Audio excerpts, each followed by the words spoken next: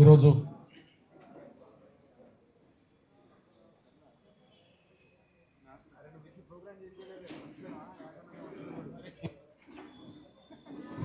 Hello hello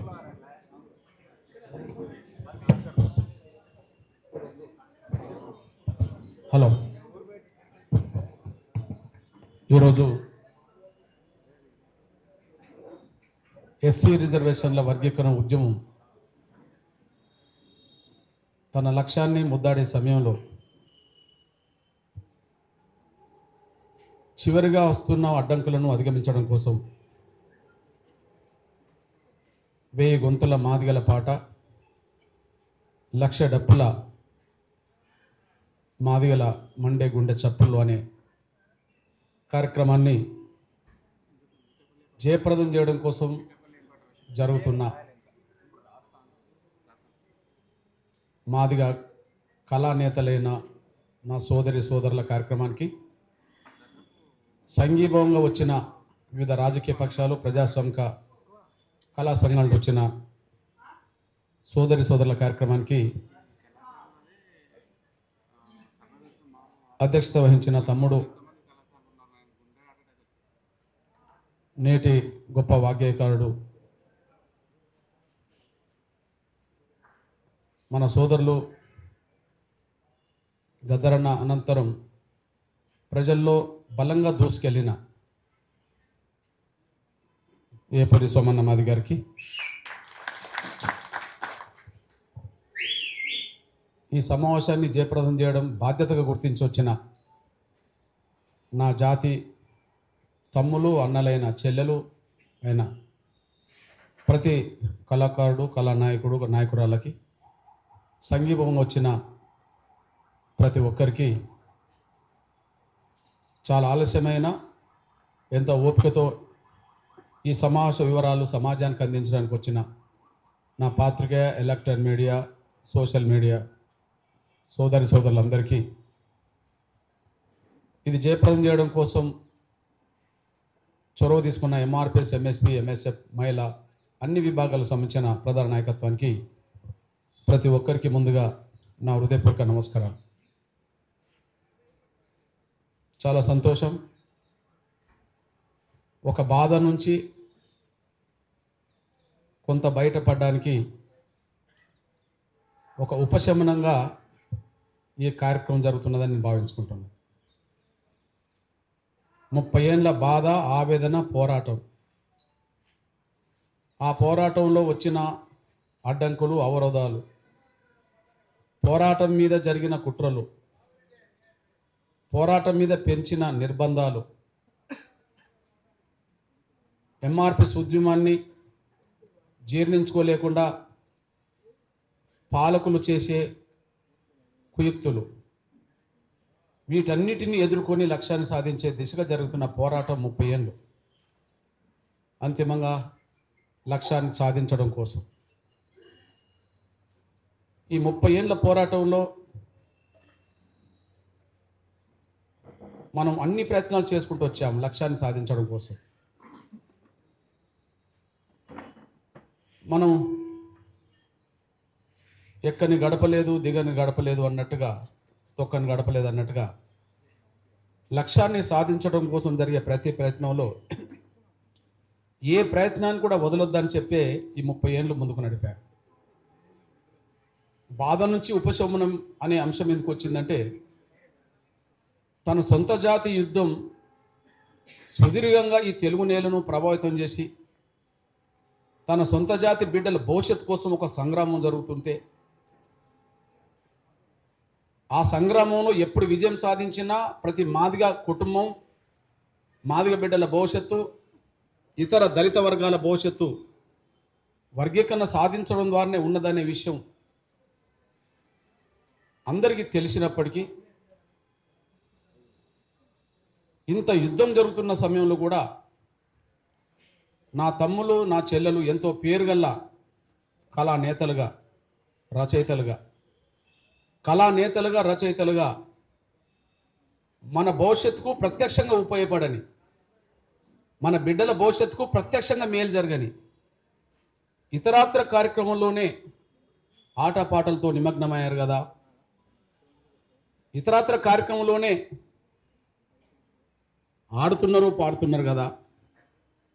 ఎంత ఆడినా పాడినా మన తల్లిదండ్రులు, మనం పుట్టకముందు మన తల్లిదండ్రులు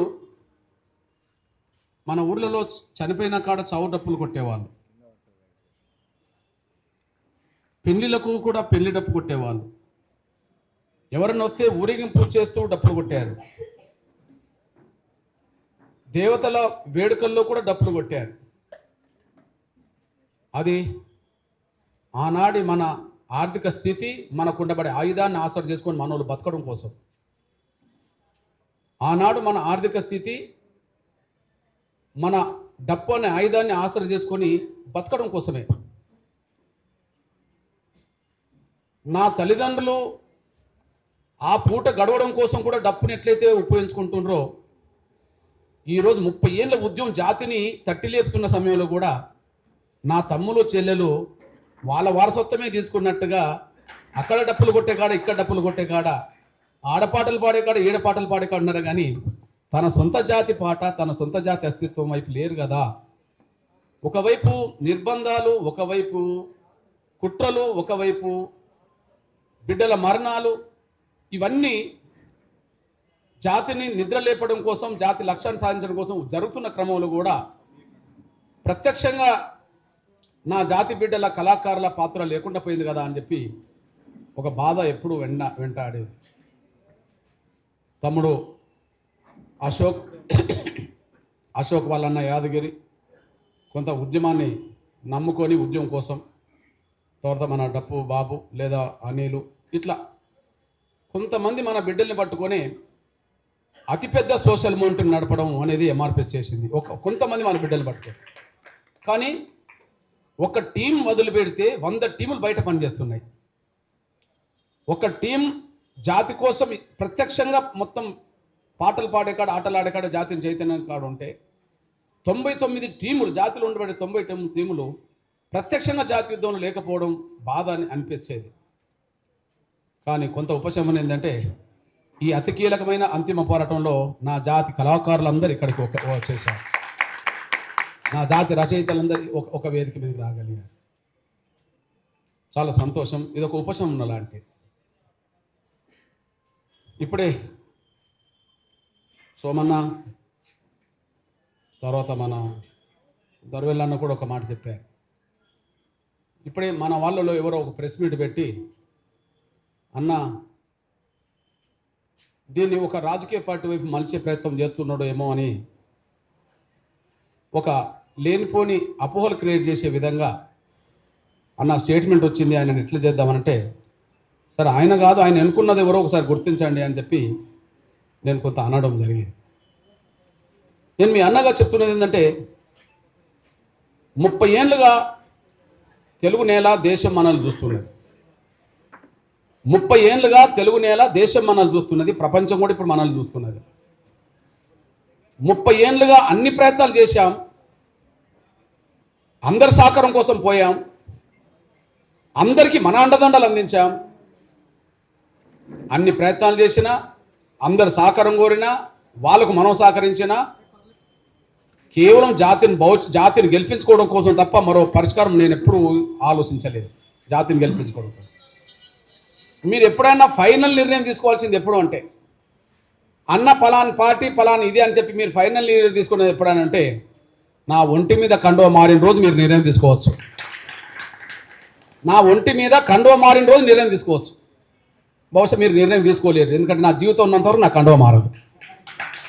ఓకే, మీరు ఎప్పుడన్నా నిర్ణయం తీసుకోవాల్సింది ఎప్పుడంటే, అన్న ఒంటి మీద కండువ మారి ఏదైనా పార్టీ కండువ వచ్చినప్పుడు, అన్న పలాని పార్టీ అనడానికి ఒక అవకాశం ఉన్నదంటే నేను ఒప్పుకుంటాను. కానీ అది కూడా సాధ్యం కాదు, ఎందుకంటే నా కండువ మారదు కాబట్టి. అయితే నిన్ననే ఒక సూక్తి అబ్దుల్ కలాంది చదివా. నీ లక్ష్య సాధన కోసం అన్ని ప్రయత్నాలు చేయి, నీ లక్ష్య సాధన కోసం అన్ని ప్రయత్నాలు చేయి. ఒక ప్రయత్నం విఫలమైతే మరో ప్రయత్నం చేయి, ఒక ప్రయత్నం విఫలమైతే మరో ప్రయత్నం చేయి, కానీ ప్రయత్నం చేయడం మాత్రం ఆపకు అన్నాడు. నీ లక్ష్య సాధన కోసం చేసి అన్ని ప్రయత్నాలు చెయ్యి. ఒక ప్రయత్నం విఫలమైతే మరో ప్రయత్నం చెయ్యి, కానీ ప్రయత్నం మాత్రం చేయడం మానుకోకు అన్నాడు. 30 ఏళ్లలో జాతిని, వర్గీకరణను, లక్ష్యాన్ని సాధించడం కోసం అన్ని ప్రయత్నాలు చేశాం. రాజకీయంగానే చూస్తే టీడీపీ మనకు అనుకూలమని ముందుకొచ్చినప్పుడు నేను టీడీపీకి అనుకూలంగా ఉన్నా మన వర్గీకరణ కోసం. కేసీఆర్ వర్గీకరణ చేస్తాను, కృష్ణాన్ని అండదండలు కావాలని చెప్పి తెలంగాణ ఉద్యమం వస్తే ఆయనకు నిమ్మరసం ఇచ్చేకాడ మనమే ఉందట్టున్నాం. లేదు వర్గీకరణ నేను చేసి పెడతా అని చెప్పి రాజశేఖర్ గారు అన్నప్పుడు నేను రాజశేఖర్ గారికి అండ నిలబడ్డా. రాహుల్ గాంధీతో వేదికలు పంచుకున్నాం. సోనియా గాంధీ చుట్టూ తిరిగాం, ప్రధానమంత్రి గారి చుట్టూ తిరిగాం.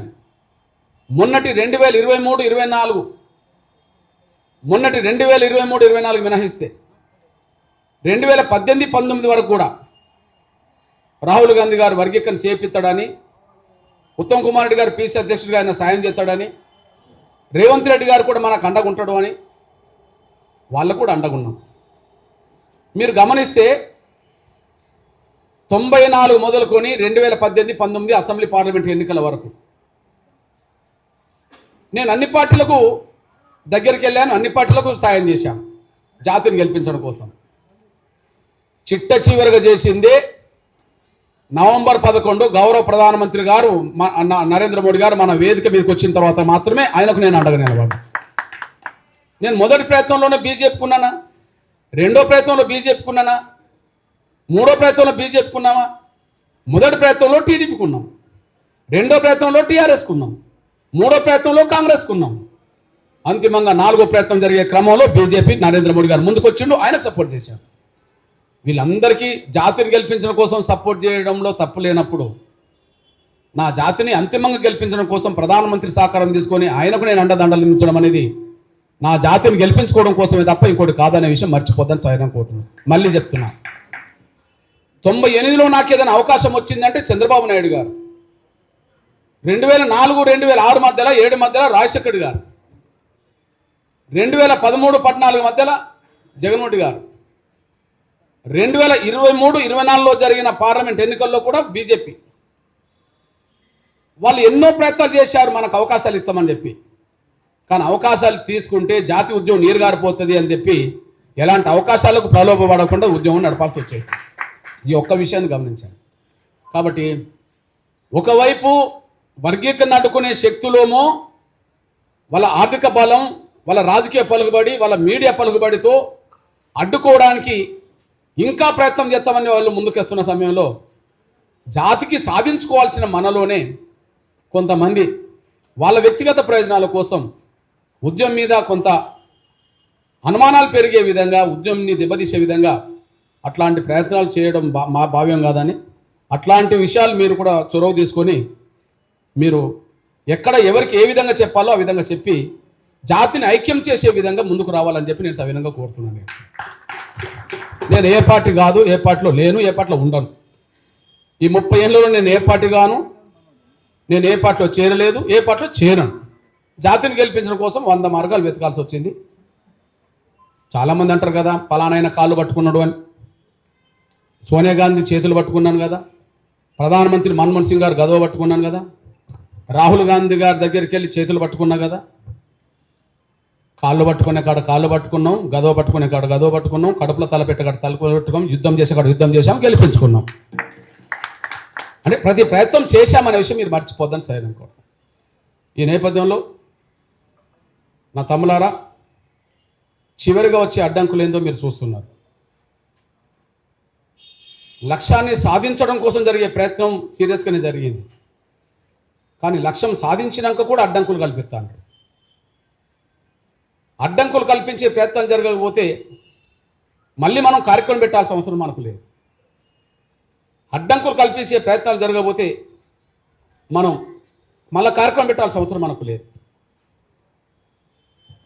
మన ఉన్న సర్వశక్తులు ఒడ్డి ఈ లక్ష్యాన్ని ఇప్పుడు చేరాలి మనం. అయితే ఇంతకుముందు ఎవరు ఏ పాత్ర పోషించాలో పాత్ర పోషించారు. యుద్ధం చేసే కాడ యుద్ధం చేశారు, శాంతియుతంగా లక్షల మందిని సమీకరించకాడ సమీకరించారు, హైదరాబాద్ నగరాన్ని లక్షల మందితో దిగ్బంధం చేసే కాడ దిగ్బంధం చేశారు. ఆవేదన పెరిగి ఆగ్రహంగా మారిన రోజు తగలబడే సమయం వచ్చినప్పుడు తగలబడ్డది రాష్ట్రం.